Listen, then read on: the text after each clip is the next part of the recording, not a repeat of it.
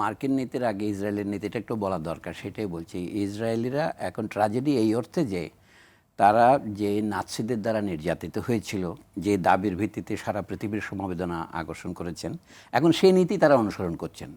অর্থাৎ যারা ফ্যাসিজমের হাতে নির্যাতিত, তারাই যখন ফ্যাসিজম প্রয়োগ করেন, যে পদ্ধতিতে তারা ফিলিস্তিনিদেরকে দমন করছে, সেটা অনেক দিন সংগ্রামের পর ফিলিস্তিনিরা যখন প্রায় আত্মসমর্পণই করলো ইয়াসির আরাফাতের নেতৃত্বে, যেটার কথা বলছিলাম বিল ক্লিন্টনের সময়ে, একটা তথাকথিত অসলো শান্তি চুক্তি হলো, কিন্তু গত 30 বছরের হয়ে গেল এটার কোনো রকমের বাস্তবায়ন তো দূরের কথা, সেখানে বরঞ্চ যে বান্তুস্তান একটা ফিলিস্তিনি গ্রামকে আবার 4টা দেয়াল দিয়ে ঘিরে দিয়ে এখন একই পদ্ধতি তারা আবার গাজাতেও প্রয়োগ করার চেষ্টা করছে। সম্প্রতি শুনলাম যে তারা একটা রাস্তা করবে, একেবারে সমুদ্রের মধ্যে নিয়ে যাবে, গাজাকে বিভক্ত করে।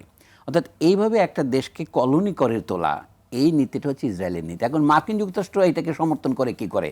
মার্কিন যুক্তরাষ্ট্র এমনকি ভারতের স্বাধীনতা সংগ্রামের সময়ও বলেছিল যে কি আমরা এখন আর পুরনো ধরনের উপনিবেশ ব্যবস্থা সমর্থন করি না, তারা নতুন উপনিবেশ ব্যবস্থা চায়। যেমন ভারত শুধু ব্রিটিশের একচেটিয়া উপনিবেশ থাকবে কেন, আমি 1947-এর আগের কথা বলছি, আমরাও সেখানে বিনিয়োগ করতে চাই। ভারতের বাজার মার্কিন যুক্তরাষ্ট্রের জন্য খুলে দেওয়ার যে দাবি, সেটা কিন্তু ভারতের স্বাধীনতা সংগ্রামকে সহায়তা করেছে। তাহলে সেই মার্কিন যুক্তরাষ্ট্র এখন ইসরায়েলে কেন ভিন্ন নীতি অনুসরণ করছে? ডিসইনভেস্টমেন্টের কথাটা দক্ষিণ আফ্রিকার ক্ষেত্রে উঠেছিল, কিন্তু ইসরায়েলের ক্ষেত্রে এটা তো প্রবল হয়ে উঠেছে কেন?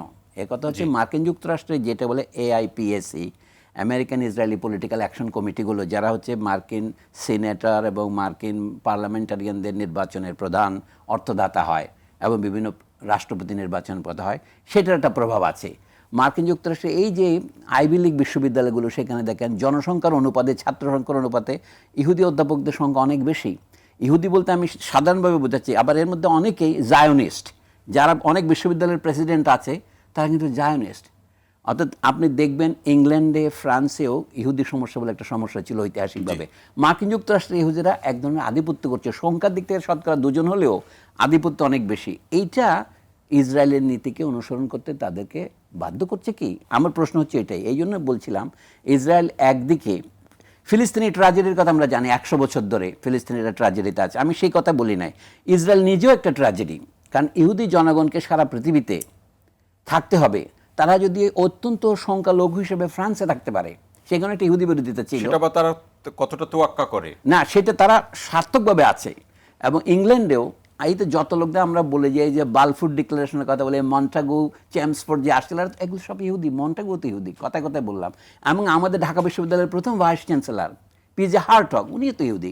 ইহুদিদের আধিপত্য ইংল্যান্ডও ছিল, আমেরিকাতেও আছে। তাহলে তারা কেন ফিলিস্তিনে আরবদের সাথে একসাথে না থেকে ইহুদি রাষ্ট্র, এই দাবিটা তাদের করতে হচ্ছে কেন?